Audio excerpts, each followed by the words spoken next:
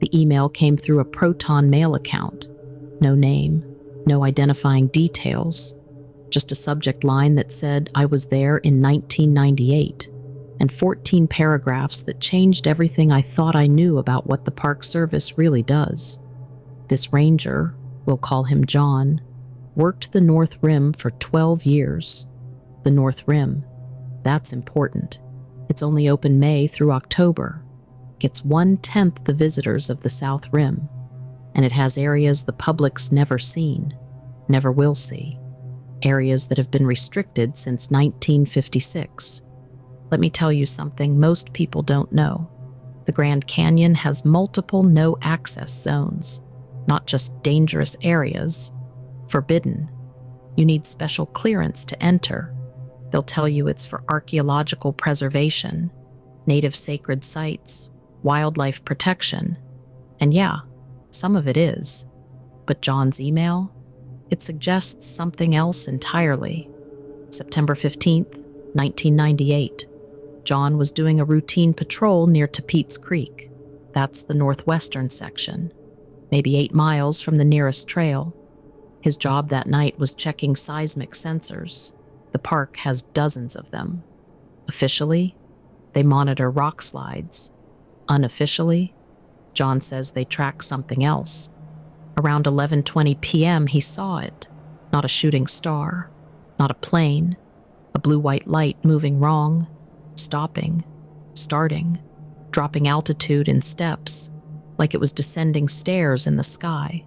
Then it just went down, straight down into 140 Mile Canyon. Here's the thing about that location. 140 Mile Canyon's been restricted since 1972. The official reason? Dangerous terrain and protected archaeological sites. But John had clearance. Part of his patrol route skirted the boundary. And that night, what he saw made him cross it. The hike down took 20 minutes. No trail, just controlled sliding down loose scree in the dark. His radio started crackling about halfway down. Static, but rhythmic static, like pulses. The closer he got, the stronger the pattern. He smelled it before he saw it. Ozone, like the air before a lightning strike, but constant, heavy. Then his headlamp caught the metal. John's exact words from the email. It was like someone had dropped a giant lens, 15 feet across, maybe 4 feet at the highest point, completely smooth, no seams, no rivets, no visible doors or windows, just metal, but not like any metal I'd seen. It seemed to drink the light. My headlamp beam just disappeared into it. He got within 30 feet. That's when the headache started. Not gradual, instant, like someone drove a spike through his skull. His teeth hurt, his fillings. He had 3. They felt like they were vibrating. The air pressure changed, his ears popped, then popped again. But here's the detail that made me believe him. He said the thing was warm, not hot, warm, like it had been running, and it was humming, not audible. He felt it in his chest, in his bones, a frequency too low to hear. John backed off, got maybe 60 feet away. The headache faded to manageable. He tried his radio, nothing but that rhythmic static, so he did what he was trained to do. He documented, took 17 photos with his digital camera, early digital, grainy, but clear enough. He had to hike back up to the rim to get radio signal. Made the call to dispatch at 12:15. Used code words. Archaeological find requiring immediate consultation. That's what you say when you find something that needs higher up attention, but you don't want it on the standard channels. 40 minutes later, a helicopter arrived. Not Park Service. No markings at all. Black. Military style, but not military. 2 people got out. Suits. Not uniforms. Suits. At 1 a.m, in the Grand Canyon. They didn't introduce themselves, just asked him to show them. He led them down. One of them had some kind of device, looked like a modified Geiger counter. It went crazy near the object. The other one made a call on a satellite phone. All John heard was confirmed and intact and no breach. By 3 a.m., there were 12 people on site. They'd rappelled down with equipment, lights, generators, and a harness system, industrial grade, the kind they use for lifting engines. Here's where it gets really interesting. They made John sign something. Right there. Flashlight on a clipboard. National Security Directive. 25-year minimum classification. Criminal penalties for disclosure. The works. Then they told him to leave. Not asked. Told. But John didn't leave. Not entirely. He went back up to the rim but found a vantage point. Watched through binoculars. What he saw next? That's the part that kept him quiet for 25 years. They worked fast, efficient, like they'd done this before. The object, whatever it was, they covered it with some kind of tarp, but not normal tarp. It was rigid, sectioned, like they built a shell around it. Then the real helicopter arrived. A Sikorsky S-64 Sky Crane, military surplus. They used them for construction projects, lifting heavy equipment. This one had been modified. Extra fuel tanks, no identification numbers. It hovered while the ground team attached the cables. Professional. Practiced. The thing lifted off at 4:47 a.m. John watched it disappear heading northwest, toward Nevada, toward Nellis Air Force Base range, or maybe Area 51. It's all the same restricted airspace anyway. By sunrise, you'd never know anything had happened. They'd even raked the disturbed ground, spread local rocks and dirt around, made it look natural. The only evidence was John's photos, and those got complicated. 2 days later, John's supervisor called him in, thanked him for his discretion, mentioned a commendation going in his file, also mentioned that his camera had unfortunately been damaged in a fall. Total loss. Here's a new one. Better model. Sorry about losing those personal photos. John got the message. But here's the thing. He'd already pulled the memory card. Stupid? Maybe. But he knew something significant had happened. Something they wanted erased. So he kept it. Hidden. For 25 years. He never looked at the photos again. Too risky. But he kept track of things. Noticed patterns. Other rangers who'd seen things. Quick transfers. Early retirements. Always generous packages. Always with NDAs. There's a ranger network. Informal. They don't talk about what they've seen. But they know who else has seen things. John counted 14 over his remaining years. 14 rangers who'd reported archaeological finds requiring immediate consultation. 14 quick responses. 14 cover-ups. But here's what really got to John. The restricted zones kept expanding. Slowly, quietly. A fence here, a closure there. Always with reasonable explanations. Rockfall danger. Sensitive ecosystems, archaeological surveys. By the time he retired in 2010, almost half the North Rim backcountry was off limits. Michael Brennan was scrambling up the rocky embankment above Bowman Lake, his headlamp beam cut through the darkness. Nothing but empty forest. But he knew something massive had just been standing there, watching his tent. Here's what makes this different from every other encounter you've heard. Michael wasn't some weekend warrior with a smartphone. Former Marine, trained in reconnaissance, 15 years documenting wildlife in Montana's backcountry. What he saw that night in 2021, it made him question everything he thought he knew about what lives in those mountains. Let me back up 12 hours. Michael chose Bowman Lake specifically because it's one of the most remote, accessible areas in Glacier. The dirt road alone takes an hour to navigate. You're winding through dense lodgepole pine forests. Cell service disappears after the first 2 miles. Most tourists never make it past Lake McDonald. Even fewer venture to Bowman. And in late September, after the summer crowds have gone home, You might be the only human for miles. Michael reached the trailhead around 2 p.m. The parking area was empty except for one dust-covered Subaru with Wyoming plates. He'd later learn that vehicle belonged to a geology graduate student who'd been camping on the opposite shore. She'd leave 3 days early, never told anyone why. The hike to his chosen spot wasn't technically difficult, 7 miles along the northwestern shore, but Bowman Lake stretches like a finger pointing toward Canada, and the trail hugs cliffs that drop straight into water so clear you can see fallen trees 40 feet down. By 5 p.m., Michael had set up camp in a small clearing about 30 yards from the water. Old-growth cedar and hemlock created a natural windbreak. The ground was soft with decades of pine needle accumulation. Perfect spot, or so he thought. This is where things get interesting. Michael was filtering water at the lake's edge when he noticed the birds had stopped. If you've spent time in wilderness, you know that silence. It's not peaceful. It's wrong. Every bird, every squirrel, every insect, quiet. The only sound was water lapping against rocks. Then he smelled it. Now I need you to understand something. Michael had encountered grizzlies dozens of times, black bears even more. This wasn't bear. It was musty, like wet dog mixed with something else, something almost human but wrong. Body odor, but amplified, concentrated.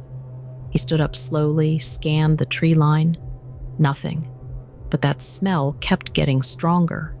And then, this is the part that still gives him chills, he heard breathing, not panting like a bear. Deep, controlled breaths, like someone trying to stay calm.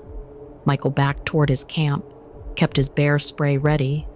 The breathing followed him, stayed just inside the forest, parallel to his movement. When he stopped, it stopped. When he moved, it moved. By the time he reached his tent, the smell had faded. The forest sounds returned, birds chirping, squirrels chattering, like someone had flipped a switch. Michael tried to rationalize it. Maybe a bear with an infected wound, maybe his mind playing tricks. But his instincts, those marine instincts that kept him alive in Afghanistan, they were screaming. He made a small fire, cooked his freeze-dried meal, tried to act normal, but he kept his rifle within arm's reach. Yeah, he had a rifle, special permit for wildlife documentation. Glacier's one of the few parks where researchers can carry.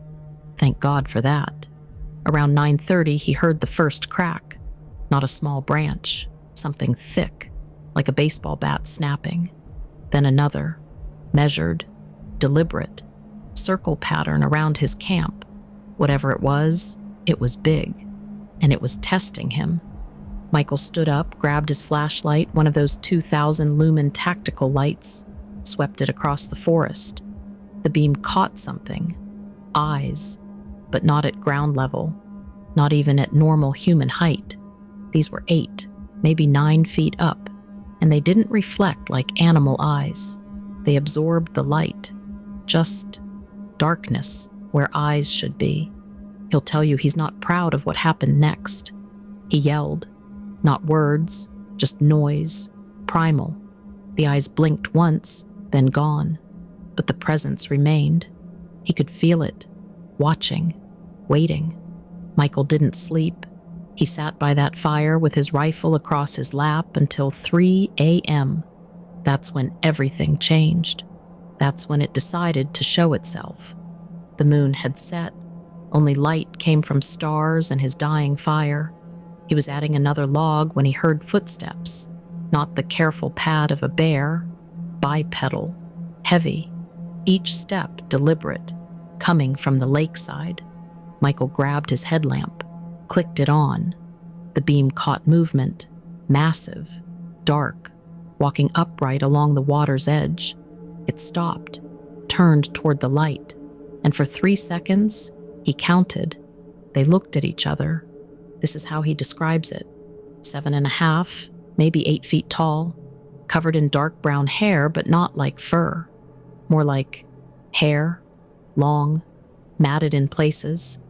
The face wasn't quite human, wasn't quite ape, something in between. The brow ridge prominent, the nose flat, but the eyes showed intelligence, recognition. It tilted its head, like it was studying him. Then it turned and walked, not ran, into the forest. Each step measured, confident, like it owned the place. Michael stood frozen for another minute, maybe two. His hands were shaking so bad he could barely hold the light steady. But here's where it gets really weird. After it left, Michael felt safe, like whatever test he'd been given, he'd passed. The oppressive feeling lifted. The forest felt normal again. He actually managed to sleep for 2 hours before dawn. First light, Michael went to where he'd seen it. The ground was hard-packed dirt and rock, not ideal for tracks, but he found 2 partial prints, 17 inches long, 5 toes, the big toe slightly separated. He took photos, made plaster casts, but that's not the strangest part. Remember that geology student, the one whose car was at the trailhead? Michael ran into her packing up her camp around noon. She looked exhausted, terrified. When he asked if she was okay, she just shook her head. "Did you see it too?" she asked. "That's all." When he nodded, she started crying. Not sad crying, relief, like she'd been validated. She'd been on the opposite shore, 3 miles away. Same night, same time, same description. They hiked out together. Didn't talk much. What was there to say? At the parking area, she gave him her email. Said she was going to write up her experience for her professor. Asked if he'd share his photos. He agreed. 2 weeks later, the email bounced back. Address didn't exist. He tried finding her through the University of Wyoming Geology Department. No graduate student matching her description. The car? He'd memorized the plate. Wyoming doesn't release registration info to civilians. Here's what I need you to understand. Bowman Lake sits in what locals call the corridor. It's a strip of wilderness running from Glacier up through Waterton Lakes National Park in Canada. Continuous forest, minimal human presence. If something wanted to stay hidden, this would be the place. I've talked to 3 other people who've had encounters in that exact area. Different years, same details, the smell, the calculated approach, the intelligence in its eyes. One was a Blackfeet elder who said his grandfather had a name for them. Stay Yaha, the Shadow Walkers. They've known about them for generations. Just don't talk about it with outsiders. A park ranger, retired now, told me off the record that there's a file. Incident reports going back to the 1960s, all from the Bowman Lake area, all describing the same thing. Tall, bipedal, intelligent, non-aggressive but curious. The file has a code name, Project Corridor, but officially, it doesn't exist. Michael went back once, summer of 2022, brought thermal imaging equipment, motion sensors, trail cameras, set them up in a half-mile perimeter around the same spot. 3 nights, nothing. But on the 4th morning, every single camera was turned around, facing away from camp, not damaged, not knocked over, deliberately turned. The memory cards were intact. The last image on each one, a hand, or something like a hand, reaching toward the lens. Think about this. Glacier National Park covers over 1 million acres. Most of it's inaccessible except on foot. The Park Service estimates that 95% of visitors never venture more than a quarter mile from roads. What's in that other 95%? We've discovered new species of primates as recently as 2017. The Arunachal macaque in India, the Araguaia River dolphin in Brazil in 2014, an entire species of dolphin, hidden in plain sight until 2014. These weren't in remote Arctic waters. This was Brazil. If we can miss an entire species of dolphin, what else are we missing? Michael still has those casts, had them analyzed by a primatologist friend at the University of Montana.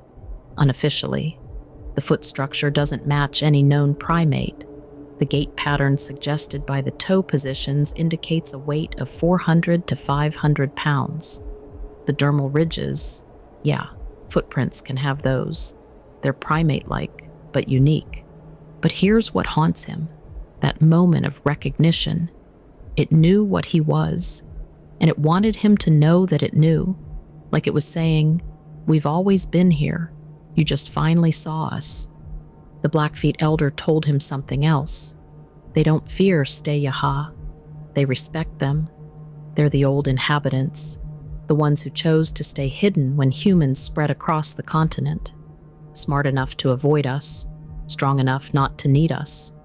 Maybe that's why they're so rarely aggressive. We're not prey. We're not competition. We're just neighbors they prefer to avoid. Michael hasn't gone public with his story. This is the first time it's being told outside his close circle. He still works in wildlife documentation, still spends weeks alone in the wilderness, but he's never gone back to Bowman Lake, not because he's scared, because he feels like he was given a gift, a glimpse into something extraordinary. And sometimes gifts shouldn't be pursued. They should just be appreciated. So here's what we can verify. Bowman Lake exists. It's exactly as remote as I've described. The access road, the trail, the camping spots, all real. You can go there tomorrow if you want. The geology student's car? There's no record. But there wouldn't be, would there? Michael's photos? They exist. The casts? They're in a safety deposit box in Kalispell. The Park Service file called Project Corridor ? I've filed 3 FOIA requests, all denied. Not because the file doesn't exist, but because releasing it would compromise ongoing wildlife research methodologies. Make of that what you will. What about the creature itself? Every detail Michael provided matches dozens of other accounts from that region. Accounts that span decades. Different witnesses, same description. Either there's a multi-generational conspiracy of people making up identical stories, or something's out there. The thermal imaging equipment he brought the second time? I've seen the data logs, massive heat signatures at the edge of detection range, moving on 2 legs, too fast for humans, too upright for bears, but never coming close enough for clear capture. A wildlife biologist at the University of British Columbia, she won't let me use her name, says it's theoretically possible. The habitat's perfect. The food sources are abundant. The isolation is complete. If a small population of Gigantopithecus descendants survived the Pleistocene extinction, this is where they'd be. But that's not the part that keeps me up at night. It's the intelligence, the deliberate camera manipulation, the strategic avoidance. These aren't just animals. They're something else, something that made a choice thousands of years ago, to step back, to fade away, to become legend. Michael thinks about that night every day, not with fear, with wonder. He was chosen to see something extraordinary, selected somehow, tested, and approved. Why him? Why then? He doesn't know, but he feels responsible for the knowledge. That's why he finally agreed to share it. There's one more thing. The Blackfeet elder gave Michael a warning, not a threat. Advice. He said the Stay-Yaha are patient. They've waited this long. But development is pushing into their last refuges. Climate change is altering their habitat. They're being forced into smaller and smaller spaces. What happens when they can't hide anymore? When that last corridor of wilderness gets developed? When they have nowhere left to go?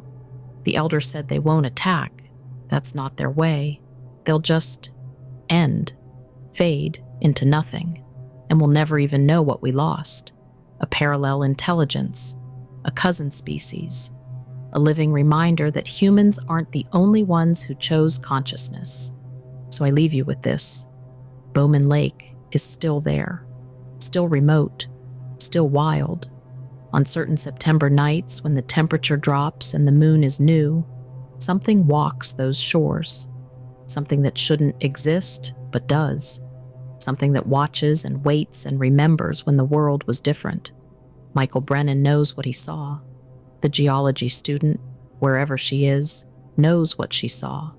The Blackfeet have known for generations. The Park Service has a file they won't acknowledge. And now you know too. The question isn't whether they exist. The question is, what responsibility comes with that knowledge? Do we search? Do we prove? Do we expose? Or do we respect their choice, their sovereignty over the shadows, their right to remain legend? Michael made his choice.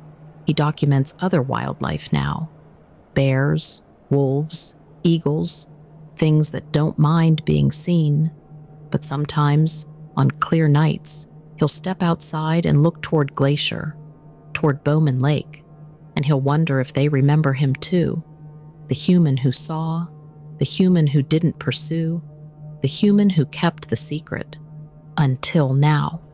Next time you're in Glacier, maybe you'll think about driving that dirt road, making that hike, setting up camp in that clearing by the lake. And maybe, if you're very lucky or very unlucky, you'll smell something wrong, hear breathing that shouldn't be there, see eyes that don't reflect light. And in that moment, you'll have to decide. Do you raise your camera? Do you call out? Or do you simply nod, acknowledging something ancient and intelligent and impossibly real? Michael chose respect. The last thing Michael told me, he said he dreams about it sometimes. Not nightmares, just dreams. He's back at Bowman Lake. The creature's there, standing at the edge of the firelight. They don't speak. How could they?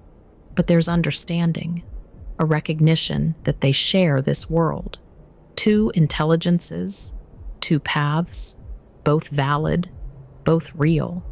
And in the dream, it always ends the same way.